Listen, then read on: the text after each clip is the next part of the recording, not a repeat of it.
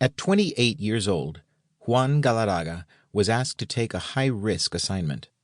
He was charged with turning around a high-volume, high-visibility, and severely underperforming Target store in South Florida.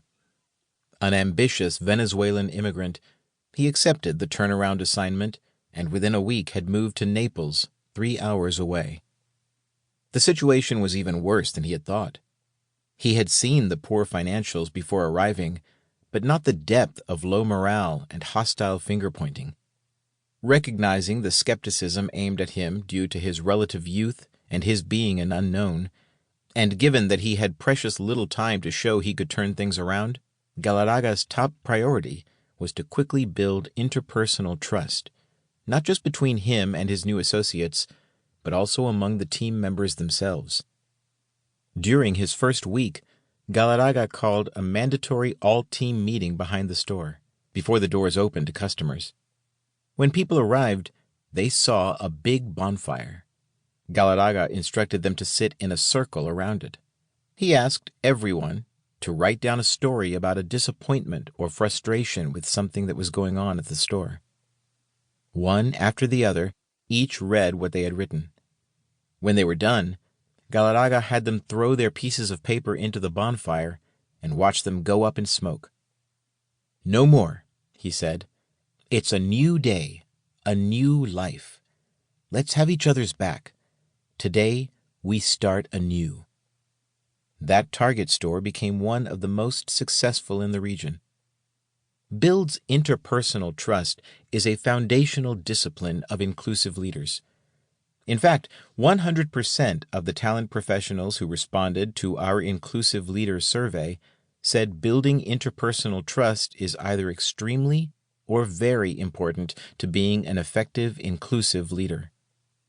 Trust leads to credibility and an increased willingness to listen and adhere to directions. It creates a reciprocity between leaders and team members in which both feel comfortable sharing themselves and their perspectives. Two competencies make up this first discipline: the ability to instill trust and the ability to value differences. Interestingly, each initially leans in the opposite direction of the other, but then they come full circle to reinforce each other for optimal inclusive impact.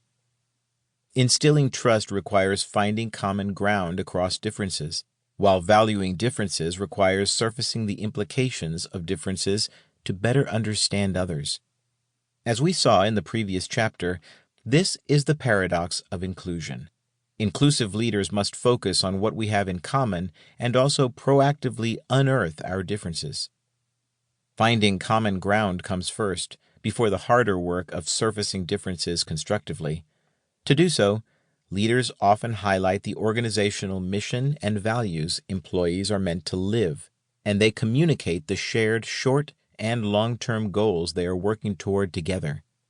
As in Juan Galarraga's story, the messages tend to emphasize that we are all in the same boat. We are family, and there is no I in team. But focusing on commonalities as a way of establishing trust has its clear limits. There is a point of diminishing returns where the drive to find commonality as an act of solidarity devalues differences. When this happens, the trust born out of the discovery of similarities begins to erode.